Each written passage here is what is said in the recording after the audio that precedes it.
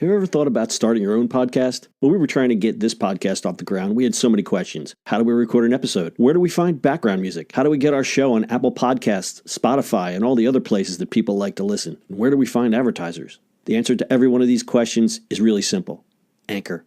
Anchor is a one-stop shop for recording, hosting, distributing, and monetizing your podcast.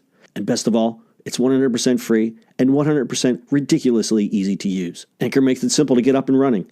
You can upload and schedule your podcasts ahead of time. It publishes to all the major podcast platforms. You can easily check your stats. I could go on, but instead, why don't you go and get started? Go to anchor.fm/start to join the e-commerce minute and a diverse community of podcasters already using Anchor. That's anchor.fm/start. We can't wait to hear your podcast. It's the E-commerce Minute, your daily dose of e-commerce, tech, and retail news with your hosts Bart Mraz and John Suter. The E-commerce Minute is a production of Sumo Heavy, a digital commerce consulting firm in Brooklyn, New York, and Philadelphia. Find us on the web at sumoheavy.com. It's E-commerce Minute for March 27th, 2018. In today's episode, Marc Lore at ShopTalk, business as usual at Walmart. Despite Walmart's disappointing fourth quarter results, Marc Lore is here to tell you that they're staying the course and that he's not going anywhere anytime soon.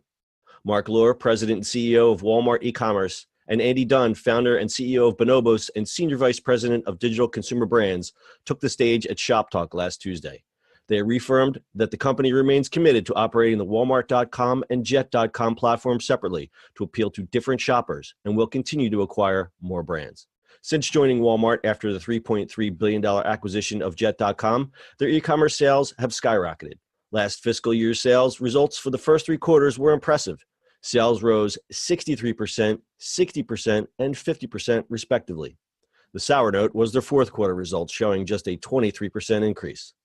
Those numbers cost a 10% drop in Walmart's stock price. Lore told Recode Senior Editor for Commerce Jason Del Rey on stage in their ShopTalk interview, Q4 was largely planned. We told the street what we'd do in the quarter, and that's exactly what we did. We never give quarterly guidance, and we didn't this time. We felt that reiterating 40% growth in the next year was enough. It obviously wasn't. We have 40% growth planned this year. And in a jab to Amazon, we're going to keep doing what we're doing, he said. That includes free 2-day shipping with no membership fee. Del Rey pressed Lore on whether he would remain with the company, asking if he'd still be with Walmart in a year. I absolutely will, Lore answered. It's still early days. It's only been 18 months now since the acquisition. Andy Dunn of Bonobos stated that Jet and Walmart will continue to operate separately, ending rumors of the sites eventually operating under one umbrella. Dunn stated that Walmart and Jet consumers are different types of customers, and that Walmart's future acquisitions will be native digital brands that appeal to younger demographics and live on the Jet site. Dunn continued, the way we're thinking about Jet is around this urban millennial consumer and using these brands to enhance the appeal with that customer. We will be optimistic about acquiring brands in other categories, and some we'll build ourselves. Lore also repeated his goals to run the Walmart Commerce Unit as a startup to keep things nimble. Not a lot has changed in terms of how we're operating. It still feels like a startup right now. Oh, boy. So, John, you were there. So I was at ShopTalk. This was a great little interview. I hand it to Jason Del Rey because he kept pressing Lore, but Lore is a beast, and he wasn't. He pushed back pretty hard. So we actually have a little history with Andy and Bonobos. We actually did a little bit of work for them. So I know Andy. We've predicted that, not predicted, but we've been saying for a long time that they're definitely going to keep it separate. It would make no sense for them to make it one ginormous site. It really wouldn't. And I'm sure that was the thinking originally. And I'm sure the street wanted to see that because they wanted to see Walmart versus Amazon, and they wanted to see the two giants. But this makes a lot more sense, especially what Andy had said about the new brands and new acquisitions. If you look at, he went through all the brands that they had acquired. And, you're looking now at Allswell. That's also their new mattress brand. That's also aimed towards the millennial crowd. So I had said this on previous podcasts that the Walmart customer and the Jet customer are two different breeds, and this just confirms it. Right, but then now they can actually grab both, right, without alienating really either one. And that's really the point, in that you don't want to alienate the Walmart customer, because the Walmart customer is your middle of the road. They just want the good prices, and they don't want to see all this fancy highfalutin Johnny Millennial crap.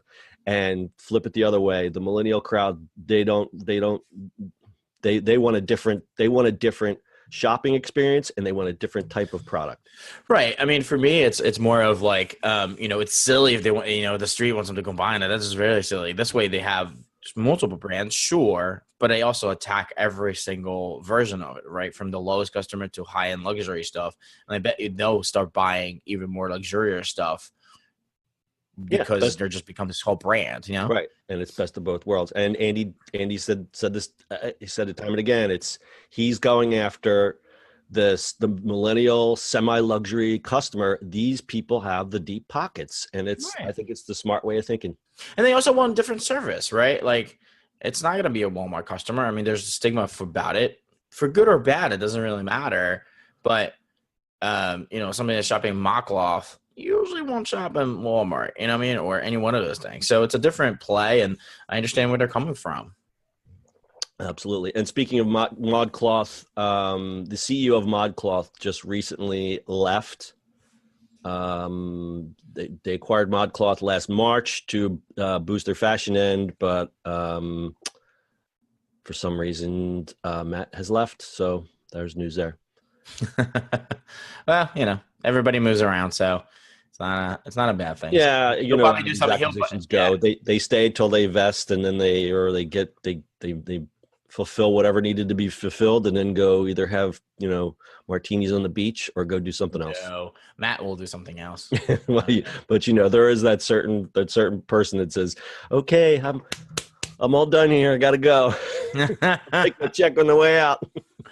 Peace out." All right, you got anything else to add to this one? Peace out. All right, that's your e-commerce minute for today. We'll see you on the internet tomorrow. That's it for today's show. If you like the show, do us a favor and subscribe, or leave us a review on iTunes. And don't forget, you can now listen to the e-commerce minute on your Amazon device. Just add e-commerce minute to your flash briefing. And finally, if you have a comment or suggestion, or just want to say hi, find us on social media @SumoHeavy.